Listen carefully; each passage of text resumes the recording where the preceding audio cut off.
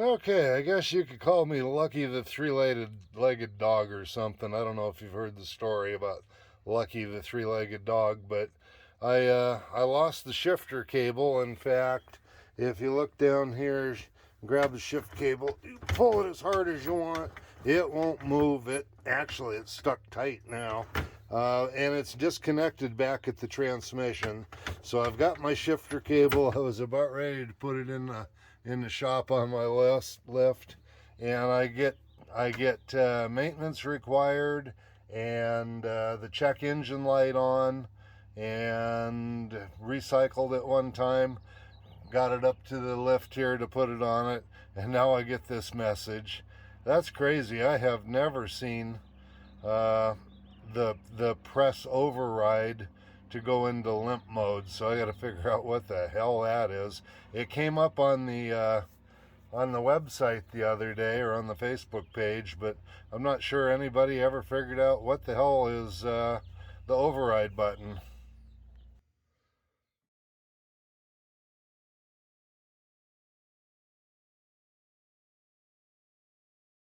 Okay, so I shut the thing off a couple of times. It wouldn't hardly start.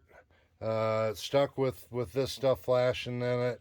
I'd get it started and give it gas, and it wouldn't respond to the throttle at all. Of course, that's what the PPS fault is about. Isn't that it, or PPS? No, that would be TPS. PPS must be the power steering.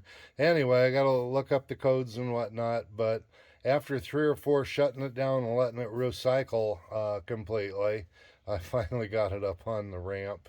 Holy moly. I better have it all fixed up by the time Sumter comes around, huh? Or I'll be trying to chum a ride with one of you guys. See ya. Doggone it. I just don't figure how I get 3 problems in a row.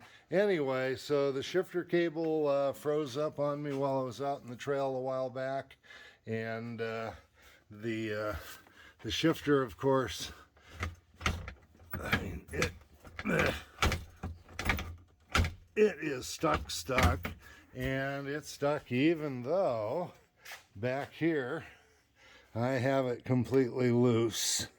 So this was my shift method while I was out in the trail in order to get it back into the, back to the truck and everything. So anyway, the first order of business is going to be to pull the skid plate off, and then supposedly if I just take this top plate off right here, this comes off with a couple of screws down, or is it one screw? One screw right there, and one screw right here. Take the shift knob off, take that plate out, you're supposed to be able to get to that end of the shift cable. So we'll get it up on the lift, and we'll take that rear skid plate off. I'm lucky I've got the aftermarket plate off, and our aftermarket plate on, and I chose to use screws instead of riveting it back on. So hopefully I'll be able to get it off pretty easy, and it's only the rear plate that needs to come off.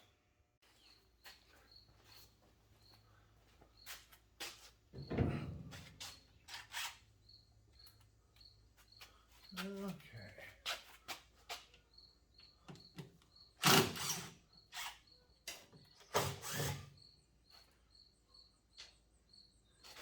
Yeah, you don't need to watch me take the whole thing off. Okay, now she ought to come down.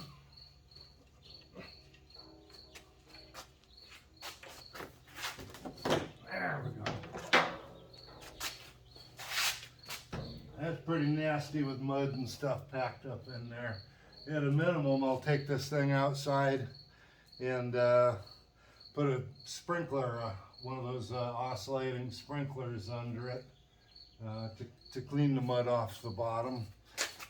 I'll just toss that outside.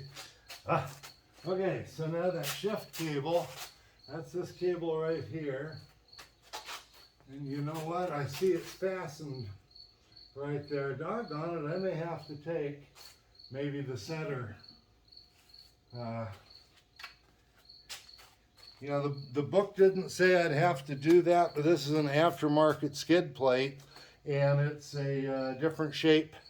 You know, it comes in different pieces than the stock plate had. So I gotta think about that, look at that a little bit, see what else I need to do to get to it. Okay, so I didn't take the second piece all the way off. I just got it off enough that, you know, you see the bright shiny silver piece up on top? That's the end of the shift cable up there. So now I can see it from end to end. But that tie that I was talking about, the fastener, of course they'd zip tie it or wire tie it right up here. So now I got to get a set of dikes up in here and just by feel try and get it undone. Okay, so while you weren't looking, I let the lift down a little bit and I went up top and I freed the shift cable from up there. This end was already undone, so I could shift it manually. It was just these two pinch nuts right here, and I'm going to leave them as close to where they were as possible, but it's just a bracket that slides through there and you pinch them down hard. I still need to do this. Let's see if we can just do this by feel. Yeah. Okay. So it's loose now, and I have to remember that it went on the outside of this little frame here. I wonder if I've got the camera framed right, but I got to remember it follows this other, whatever it is. Okay, there's slots. There's a plastic thing here that's slotted, and that the shift cable pushes down into that slot to hold it firmly. Chances are it is routed correctly. Okay, it's time to go up on top now and unhook it from up there. Okay, the first step up here is to loosen this little jam nut, and I've already pre-loosened it just so I could do that one-handed. And of course to unscrew. Holy moly, didn't that unscrew? The jam nut's way down. Okay, so it's a star drive or Torx, whatever you want to call it.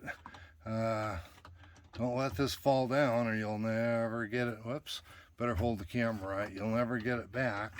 So I'm going to take it all the way out and put it down here with the rest of my stuff. Let's see, there's another one right up here. Actually, there's two in the front. Okay, so now, what's supposed to be loose here? Aha!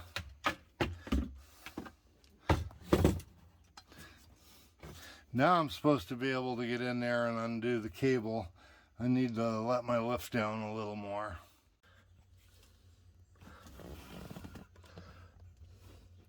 Can't quite get the light on it right for you, but the end of the cable is up in there. I'm gonna have to take that side panel off, the driver's side panel, and of course to get that off I want to take the seat off, so a little more to take apart.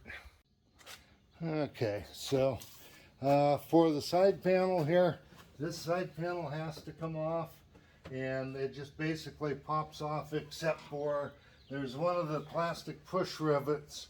I'm hoping I'm not in your way. There's a plastic push rivet up there, and there's one up top that separates the whole thing. I'm hoping I can just pop it loose.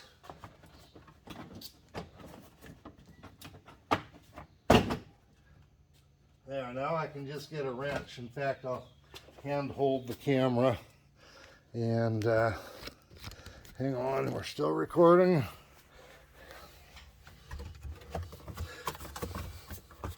So it's that right there I've got to get loosened up. That's the end of the cable. So I'm going to work on that.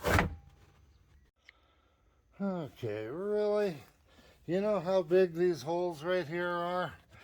That's big enough to swallow up a 1/4 inch by 4 inch socket extension.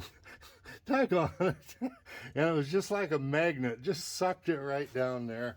Hey, while I'm filming that, I put the bigger battery in mine, and instead of buying the dang 50 or 60 or $70 what you call it, the hold down, I just used an old piece of nylon webbing and sealed up the holes with heat so they can't fray, and that's nice and snug. That's not going anywhere.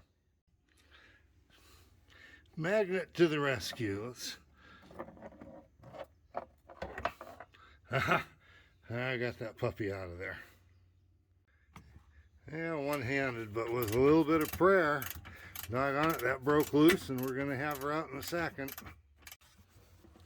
Okay, she's free, but now be careful. It's a nut and a washer. You drop them, you'll take the rest of your skid plate off. So now I've got just this set of pinch nuts down here to deal with. Okay, now comes the decision to snake it up or snake it down. So she's loose on top. I've decided we're going to go down, so in fact, it's almost all the way out of that bracket, but I'll have to lift the rig back up, get under it, and start tugging. Having a lift like this is a joy, seriously. So up she goes.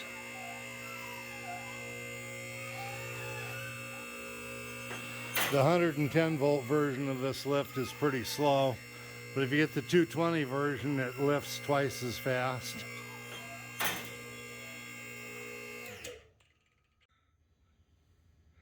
Okay, there it is from the bottom, and definitely want to remember the routing that this thing used.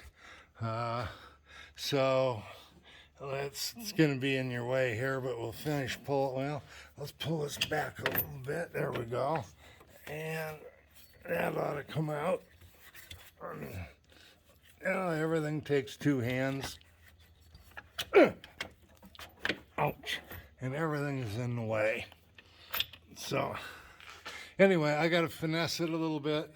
Let's see, I'll put the camera on the tripod. Okay, I went in and had a little breakfast.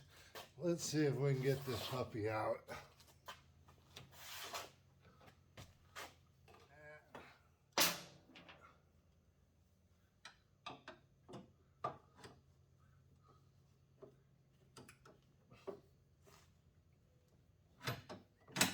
There we go. Just had to lift the tip of it up a little bit to get it through. Anyway, I won't force you to watch all this, but I'm just getting it back. It's all the way out of the bracket up on top. I just got to finesse it out. Okay, so I got it out, and there doesn't appear to be any physical damage to the exterior of the cable. Nothing going on there at all. Both ends are identical. You can't tell one end from another, but we'll push and pull. That's just locked up tight as heck. The new cable, easy peasy. Are they both the same length? Did I get the right cable from there? A little bit of manufacturing difference in the new cable. That's kind of interesting. And it may be an inch longer, but that's fine too. I'm going to take this this old one apart. Okay, that was a tough cable to saw through. That must be stainless. I'm sure it is, but so we sawed it in half. Let's pull it apart.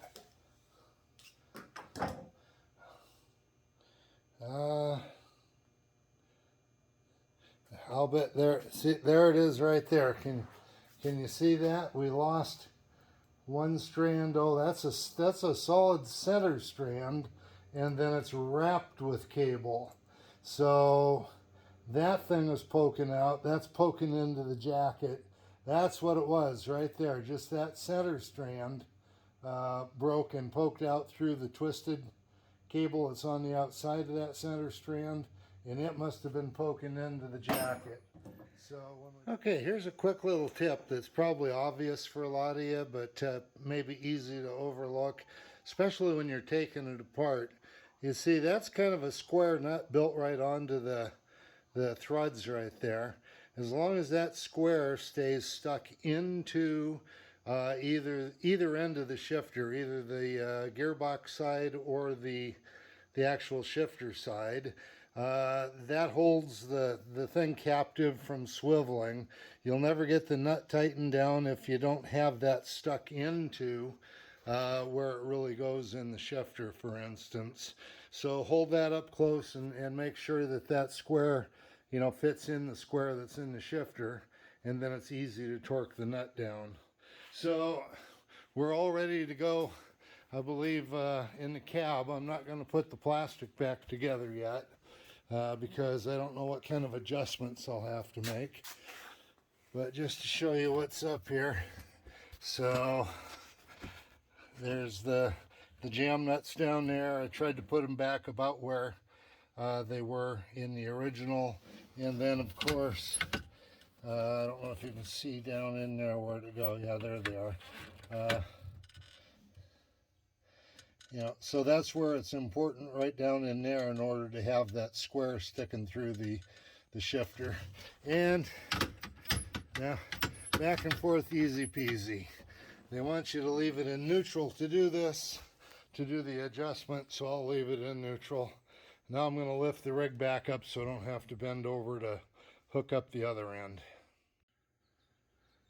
Okay, but damn the torpedoes anyway, so I'm in neutral here, and I've rocked the rig back and forth. I know this is in neutral, so what we need to do is get this rotated up, and that's stuck in. Come on, a little hard to do one-handed again. That's stuck in there, and that tells me which spline that should go on. So that's a two-handed job, but I'm sure you get it.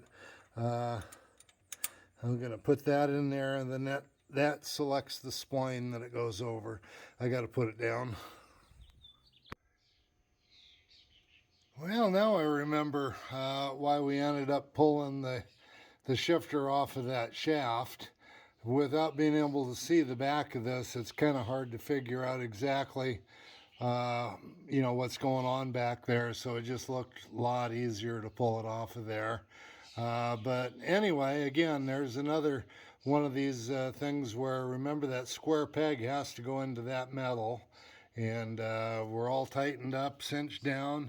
Yeah, I did do one thing wrong, and again, that was I stuck it in the wrong direction. I'm not sure how I did that, because it was obvious. Well, I did it because the cable looked identical until I noticed that this nut, this is not an adjustable end. You just tighten this one down.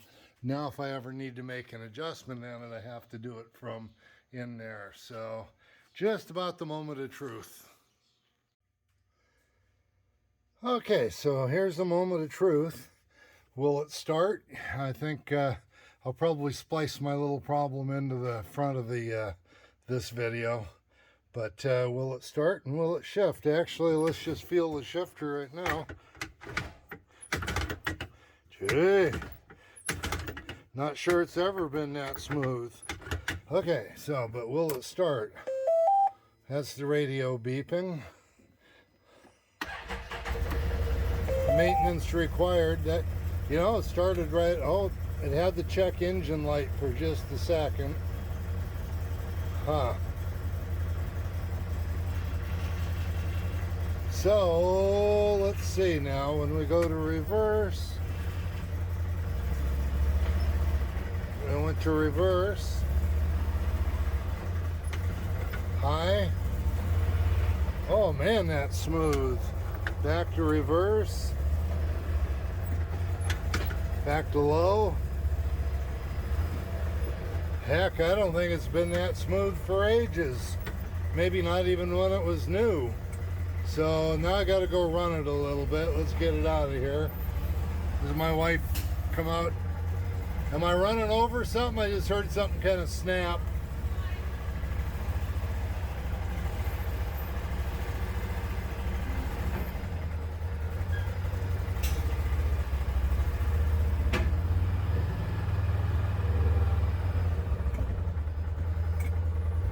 Okay, well, I'm going to take it out and run it just a bit.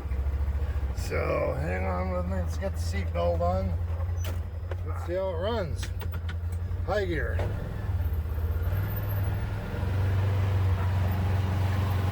See, there was a question earlier when it was running shitty. 14 point something volts, 14.4 volts. That's plenty. Get your finger out of the way.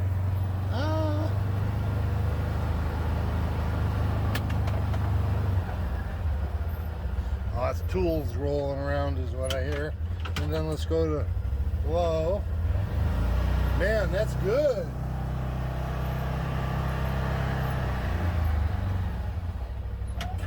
Reverse.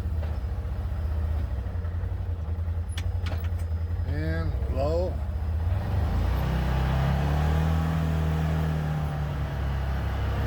It's interesting, maintenance required comes on right now. I just bought an oil change cap for it, so I'll change oil before we button it all up too. So, and oh, I gotta put the old belt back on because I smoked the belt a little bit, being in high gear too much on the trail when I couldn't shift.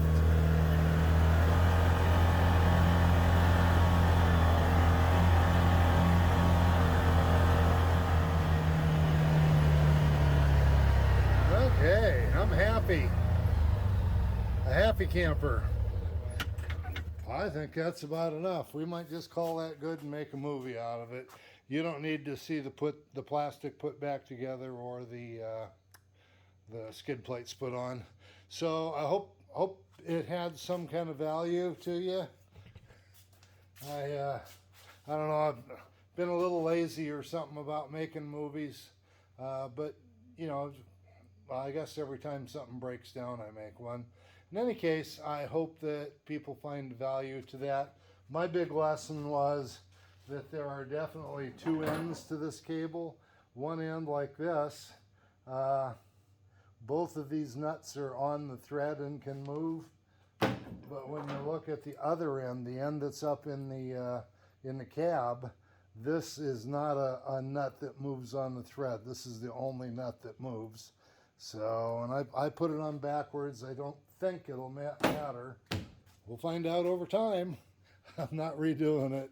See you later. Bye-bye. Oh, buzzard out.